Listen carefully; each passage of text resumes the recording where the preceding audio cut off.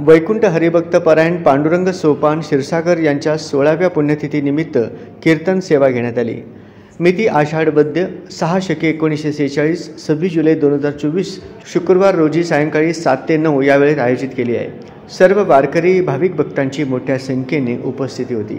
या कीर्तन सेवेचे प्रेरणास्थान हरिभक्त परायण गुरुवर्य शंकर काळे गुरुजी असून ही सेवा श्री गुरु हरिभक्त परायण कान्होबा महाराज देऊकर पंढरपूर जगद्गुरू संत तुकाराम महाराज यांचे विद्यमान वंशज यांच्या कीर्तनाचे एनजी मिल चाळ बाल हनुमान भजनी मंडळ सोलापूर येथे संपन्न झाली।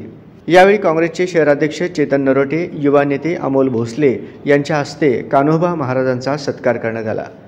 कान्होबा महाराज देवकर यांनी आपल्या कीर्तनातून संत परंपरेची माहिती देत मानवाने आजच्या युगात कसे बोलावे, वागावे, राहावे याविषयी प्रबोधन केले। यासह कोणाविषयी द्वेषभाव, मत्सर मनात न ठेवता खुल्या मनाने संतांनी दिलेल्या मार्गावर चालत आपल्या जीवनाचे सार्थक करून घ्यावे असे सांगत याविषयी उदाहरण देत सर्वांना संतांच्या कार्याची माहिती दिली। कान्होबा महाराज देवकर यांच्या कीर्तनात भक्तगण तल्लीन झाले होते।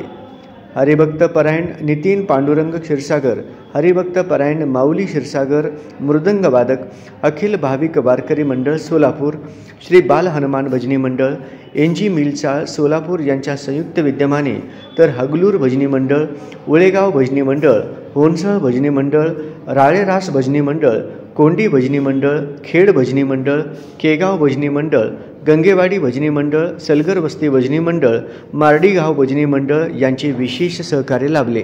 हा कार्यक्रम यशस्वी करण्यासाठी नागनाथ पाटील, सुभाष शिंदे महाराज, लक्ष्मण देवकते महाराज, ज्योतिराम चांगबले महाराज, श्यामसुंदर येदूर, तुकाराम क्षीरसागर यांचे विशेष सहकार्य लाभले।